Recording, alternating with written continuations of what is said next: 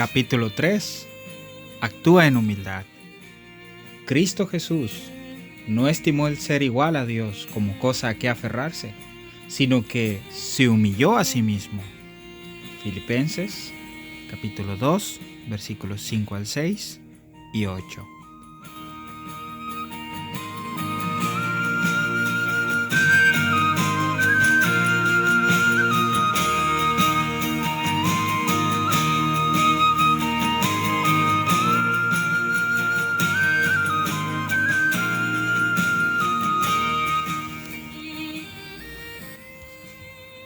La iglesia del primer siglo en la ciudad de Filipos, en la actualidad en el noreste de Grecia, producía una inmensa alegría en el corazón de Pablo. Era una iglesia madura, doctrinalmente sólida, con obispos, diáconos y trabajadores laboriosos del evangelio. Los creyentes filipenses se habían convertido en entrañables amigos de Pablo y apoyaban financieramente su ministerio, más que cualquier otra iglesia del Nuevo Testamento. Sin embargo, aún esta iglesia ejemplar no era inmune al orgullo, la ambición egoísta, las quejas y las luchas internas. Cuando surgió el conflicto dentro de la congregación, Pablo sabía que debía ser tratado de manera rápida y correcta a fin de evitar que surgieran problemas más graves. Los filipenses aún no estaban mordiéndose y comiéndose unos a otros, pero pronto llegarían a eso si continuaba la discordia. Las semillas de la disensión se habían sembrado, comenta Moisés Silva, y no debían permitirles brotar. Por eso Pablo, uno de los fundadores de la iglesia, apeló apasionadamente a favor de la unidad. Filipenses capítulo 2, versículo 2, él comenta: «Completad mi gozo sintiendo lo mismo, teniendo el mismo amor, unánimes, sintiendo una misma cosa». La emotiva petición de Pablo por unidad de pensamiento, amor mutuo, armonía espiritual y unidad de propósito es igualmente importante para las iglesias de hoy.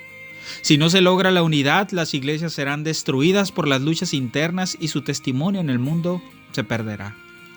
¿Cómo logra una iglesia este círculo completo de unidad, de una mente, un amor, un espíritu, un propósito? La respuesta es humildad como la de Cristo. Haya pues en vosotros este sentir que hubo también en Cristo Jesús. Filipenses capítulo 2, versículo 5. Número 1. Denunciando actitudes incorrectas en la iglesia.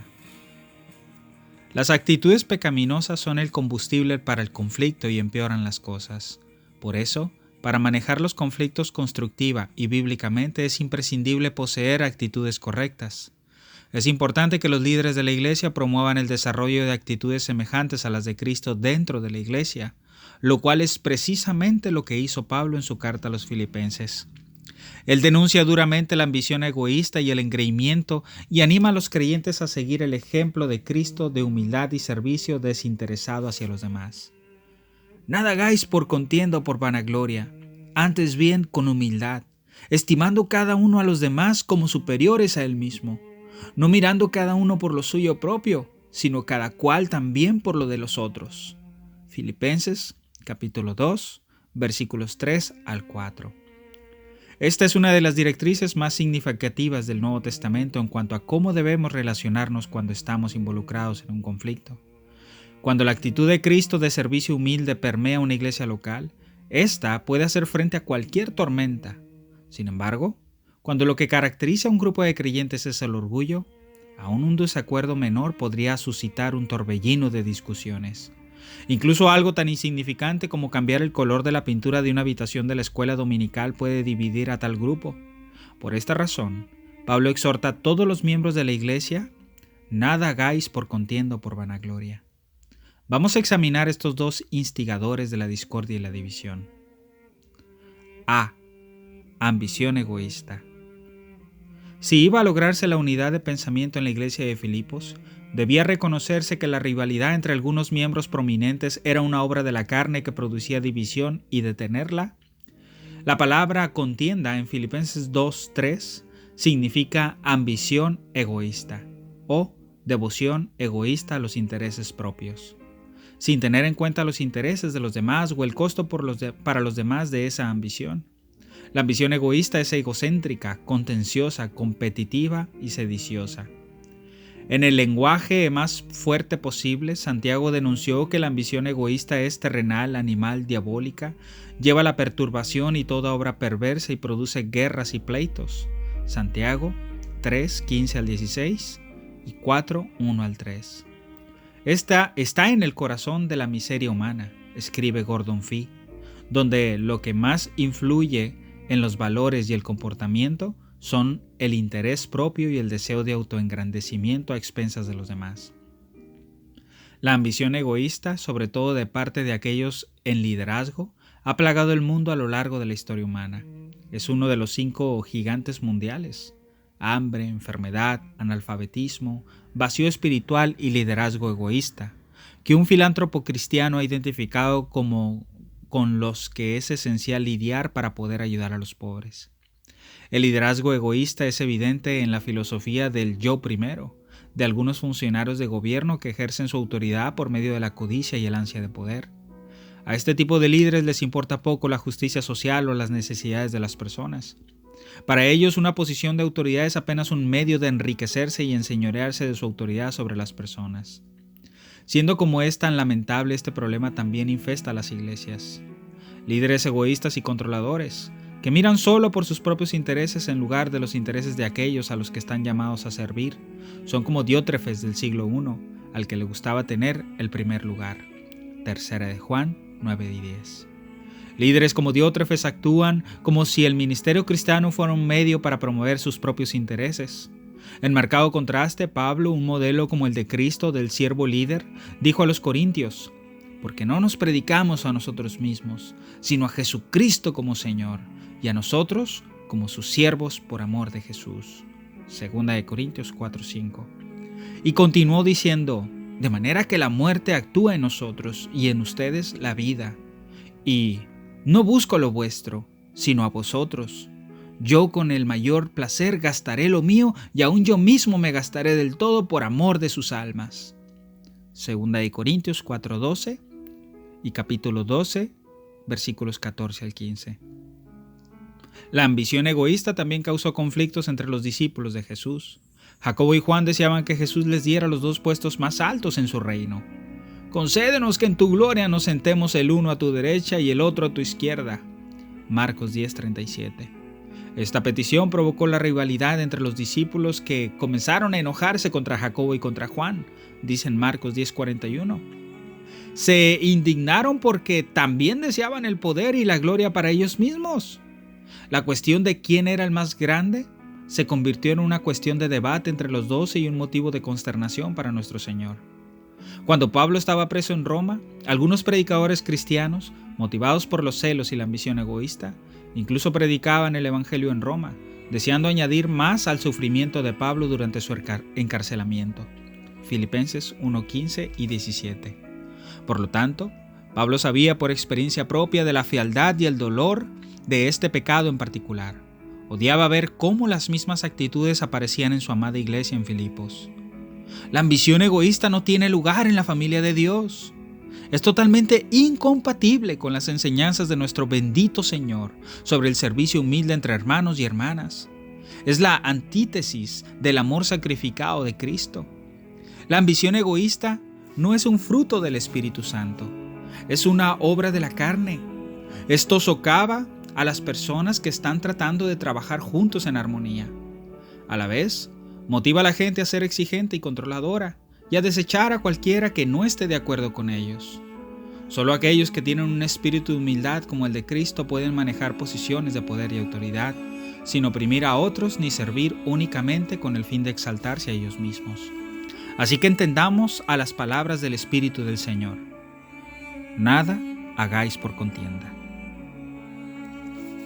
Inciso B. Vanagloria u orgullo.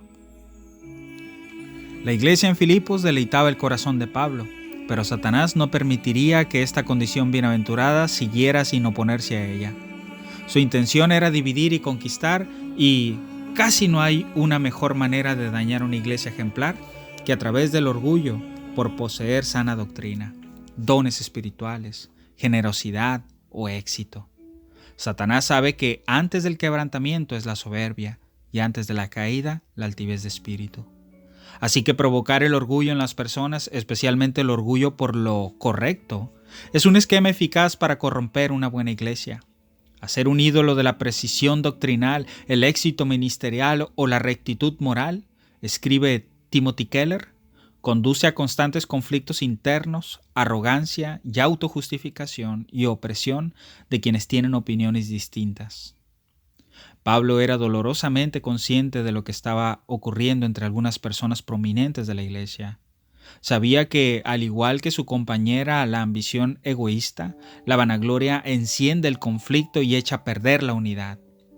Por eso amonestó a los creyentes a no hacer nada por vanagloria, que es literalmente gloria hueca. La vanidad, es decir, el orgullo, nos da una visión distorsionada de la realidad. Nos engaña, haciéndonos pensar que somos mejores que otros, que sabemos mucho más de lo que realmente sabemos, o que somos más santos o dotados de lo que realmente somos. Nada es más alto que la humildad de mente, escribió Juan Crisóstomo, y nada es más bajo que la jactancia.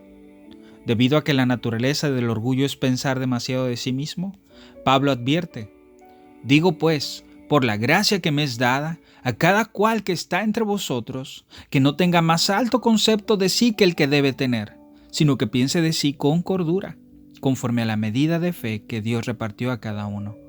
Romanos capítulo 12, versículo 3. Porque el que se cree ser algo, no siendo nada, a sí mismo se engaña. Gálatas capítulo 6, versículo 3. La arrogancia produce vanagloria y sentimientos de superioridad que dificultan la resolución de conflictos. La presunción nos hace estar a la defensiva, actuar de forma farisaica y ser tercos. Nos ciega a nuestros propios errores y fallas evidentes. Nos impide escuchar consejos sabios o reprensión y de aprender para realizar cambios necesarios. Durante las últimas 4 décadas, he hablado con muchas personas que han salido de iglesias abusivas, dirigidas por líderes extremistas y severos. Estos creyentes a menudo se sienten confundidos al tratar de comprender la experiencia vivida en busca de la fe verdadera. Mientras hablamos, a menudo les pregunto qué fue tan atractivo como para ser un miembro de una secta tan extrema y por qué permanecieron tanto tiempo bajo la influencia de un líder abusivo. Invariablemente ellos identifican la raíz del problema como el orgullo de su comprensión doctrinal superior, orgullo por haber logrado una espiritualidad mayor, orgullo de ser uno de los pocos iluminados. Dicen que antes de dejar estas iglesias hubieran preferido morir antes que reconocer que estaban equivocados. El orgullo les había cegado a la verdad de que a su iglesia le faltaban muchos de los frutos del Espíritu Santo, como el amor verdadero para todos los creyentes y la verdadera humildad. El orgullo fue un problema en casi todas las iglesias en el periodo del Nuevo Testamento y sigue siendo un problema hoy. Las iglesias pentecostales y los carismáticos se jactan de su poder sobrenatural y de una vida espiritual superior, al mismo tiempo que se sienten superiores ante quienes no comparten sus experiencias. Iglesias de la tradición reformada menosprecian a los que no aceptan su pulida teología sistemática. Los luteranos se mantienen al margen por tener sus raíces en la Reforma, sus distintivos doctrinales y contar con el héroe de la fe, Martín Lutero. Los bautistas se enorgullecen de sus grandes números y las políticas democráticas de sus iglesias. Algunas iglesias están tan orgullosas de su vida santa y apartada que se niegan incluso a tener comunión con otros creyentes, a quienes juzgan críticamente como transigentes, mundanos e impuros. Incluso si uno tuviera toda la razón en cada doctrina y práctica, aún así no hay lugar para el orgullo. El orgullo desagrada a Dios. Es el primero de los 7 pecados que Dios aborrece en Proverbios 6, 16 al 19. Cuando los cristianos tienen una actitud de superioridad y desprecian a sus hermanos y hermanas en el Señor, no están caminando por el Espíritu, sino que están dando lugar al orgullo carnal. El resultado es inevitable. Habrá conflicto relacional. El veredicto sobre el orgullo es claro en Proverbios 13:10. El orgullo solo genera contiendas. Dado que ningún ser humano, incluso el creyente más piadoso y devoto, está exento de la lucha interna con el orgullo, la Biblia instruye a cada creyente a vestirse con la ropa de la humildad y actuar humildemente para con todos sus hermanos en la fe. 1 Pedro 5:5. Y todos sumisos unos a otros, revestidos de humildad, porque Dios resiste a los soberbios y da gracia a los humildes. C.S. Lewis describió al orgullo como un cáncer espiritual que devora la más mínima posibilidad de amor o de alegría, o incluso de sentido común. Si nosotros, al igual que los filipenses, queremos dejar las peleas y mantener el amor y la unidad del espíritu, debemos presentarnos ante Dios con honradez y hacer frente a nuestro orgullo perverso y obstinado. Debemos humillarnos delante de Dios, reconocer nuestra vanagloria y arrepentirnos de ella. Las buenas relaciones en la iglesia pueden ser preservadas, escribe Thomas Schreiner, si toda la congregación se arropa con humildad. La humildad es el aceite que permite que las relaciones en la iglesia funcionen sin problemas y con amor. La humildad es esencial para la unidad y la paz en la iglesia local.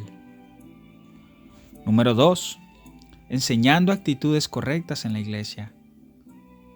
Cuán trágico es que después de años de ministerio, un misionero confesara a un amigo íntimo que su mayor frustración fue la falta de humildad entre los creyentes, lo cual causaba divisiones y peleas y casi continuas.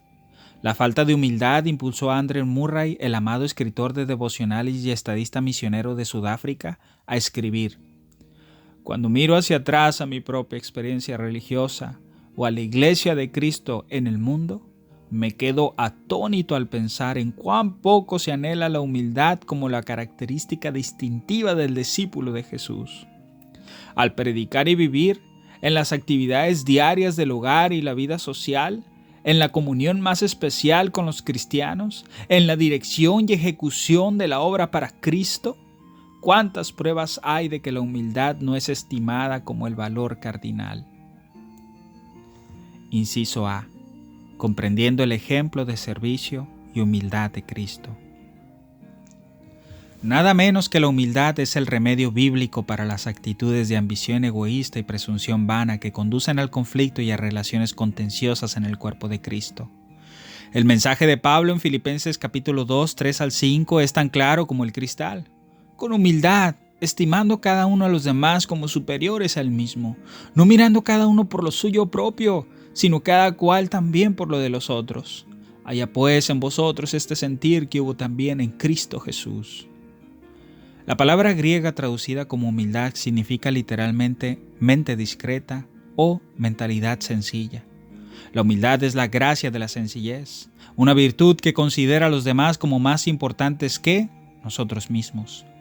La persona humilde se considera a sí misma en una perspectiva correcta ante Dios, el Creador y Redentor infinito, perfecto y glorioso, y como un siervo de los demás.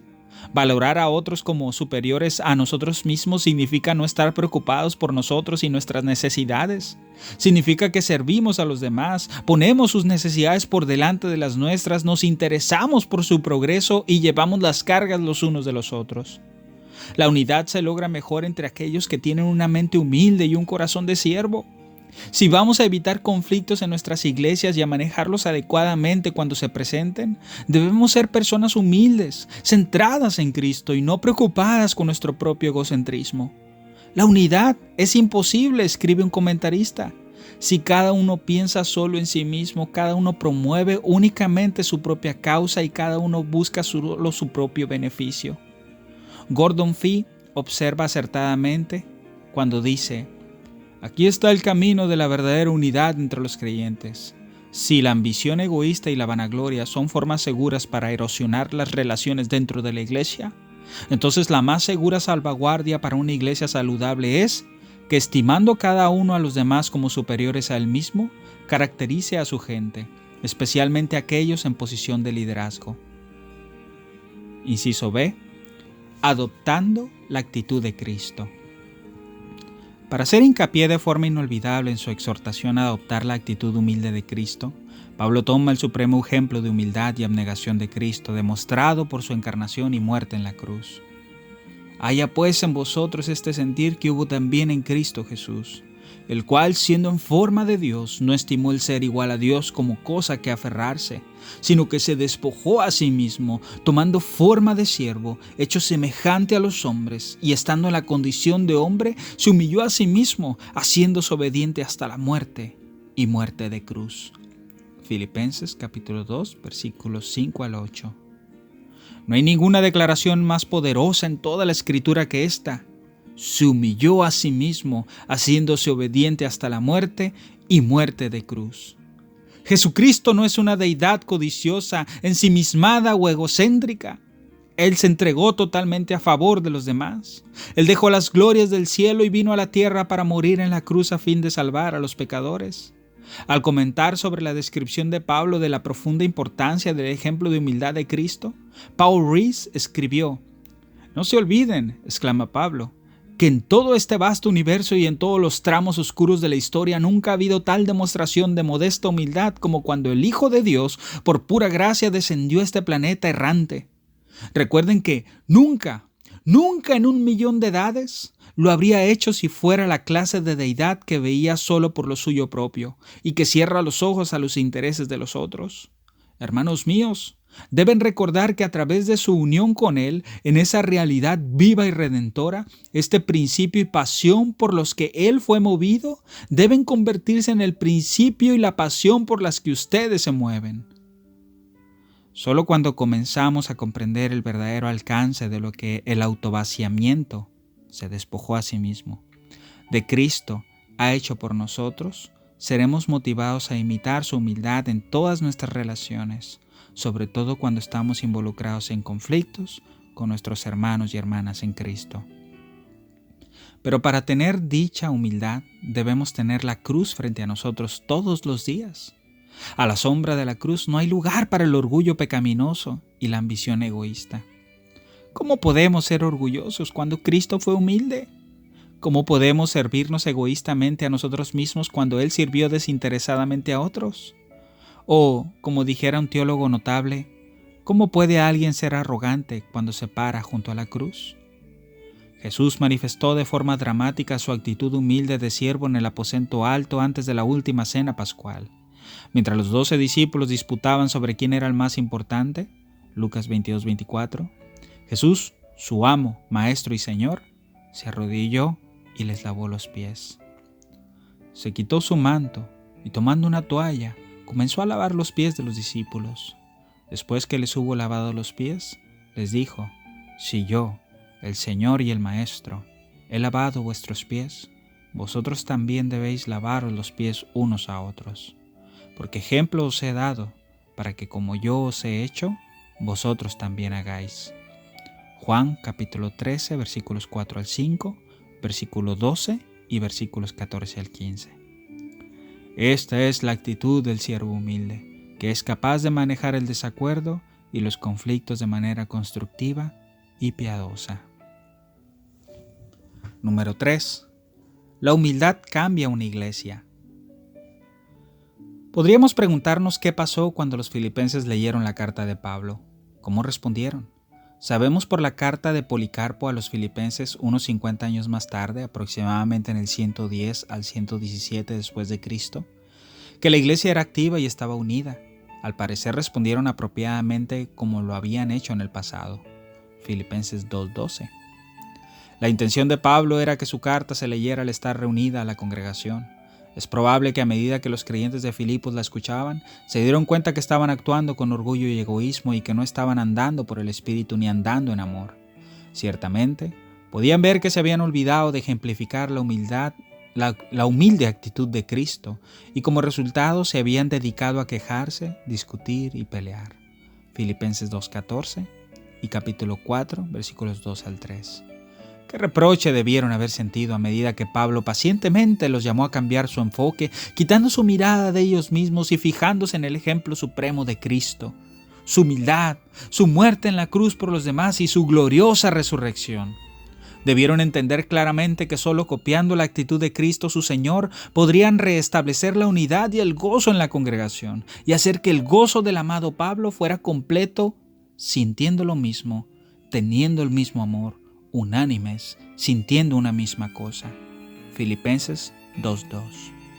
Aún 2000 años después, la descripción de Pablo de la autohumillación y abnegación de Cristo es tan conmovedora que solo podemos imaginarnos cuán profundamente debió haber afectado a los creyentes de Filipos.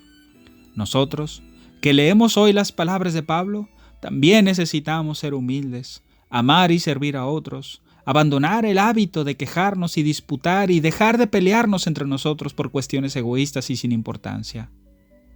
Nada hagáis por contienda o por vanagloria, antes bien, con humildad, estimando cada uno a los demás como superiores a él mismo, no mirando cada uno por lo suyo propio, sino cada cual también por lo de los otros. Filipenses capítulo 2, versículos 3 al 4.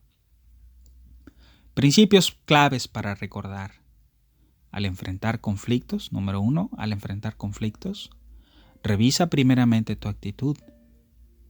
Número 2, actúa y habla con la humildad de Cristo, la actitud de Filipenses 2. Y número 3, no actúes ni hables hasta tratar con tu motivación de ambición egoísta u orgullo.